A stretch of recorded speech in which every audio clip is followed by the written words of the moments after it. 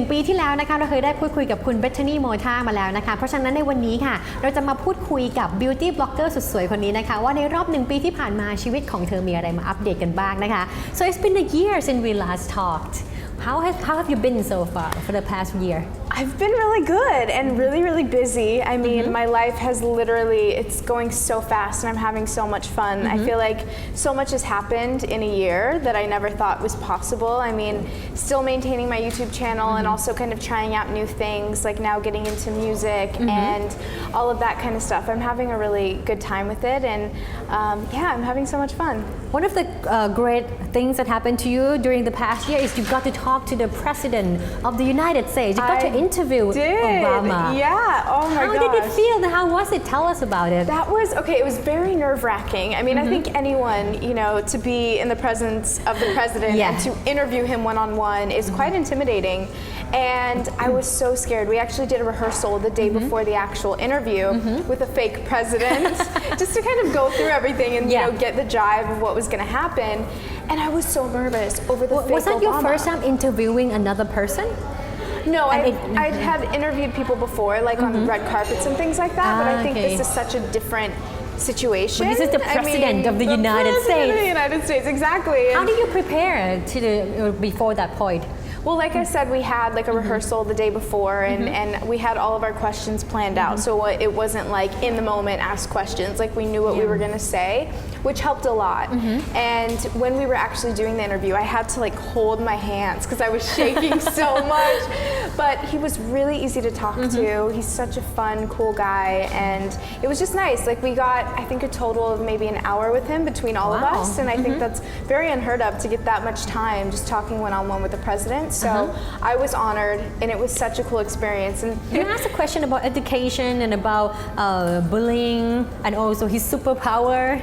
No, the questions, I think it was a good mix of like fun ones that you kind of got to see his personality, and then also, we did ask questions about education and bullying. I think it was very great, especially for my audience, because a lot of the people that watch my videos are younger and teenagers, so I think that they could really relate to the questions that I was asking and get, some information from that, which was really good, and the response was amazing. I mean, the amount of people that tuned in online, because it was a live stream, was incredible. Seeing the tweets was amazing, and we got a selfie with him, which was very cool. I would die for one of the selfies with the president. It was so fun. Like I asked him if we could get a selfie, and I wasn't sure if he was going to say yes or no, but he was totally up for the selfie. He's a fun president. He would have said yes anyway.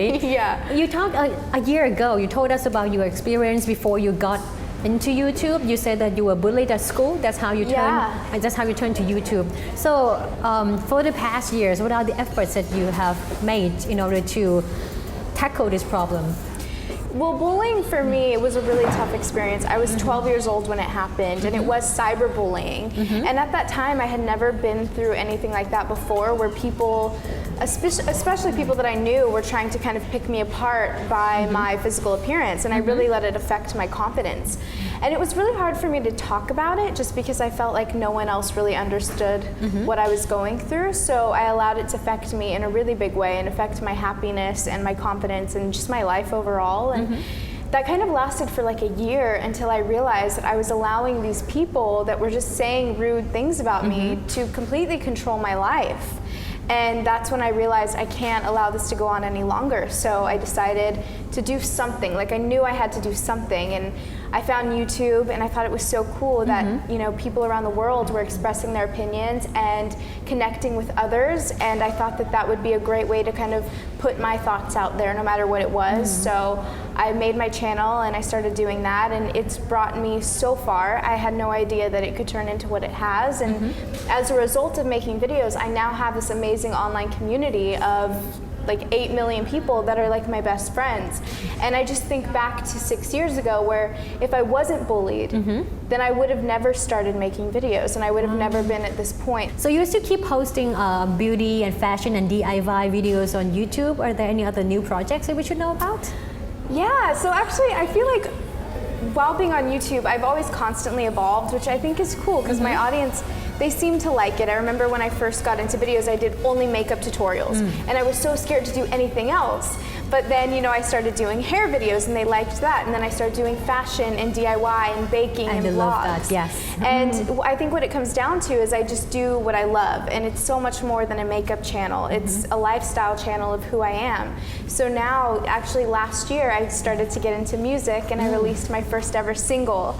And now I'm recording more music and finally writing songs, and that's been a goal of mine for a long time. I've never been like one of those people to have like goals of, I want this many more subscribers. Like I've always made content for the audience that I have instead of focusing on getting more people. Like I love that people enjoy it, and I love when people want to subscribe because they like my content, but you know, the number has never been the big thing for me. I just want to make sure that people enjoy what I'm putting out.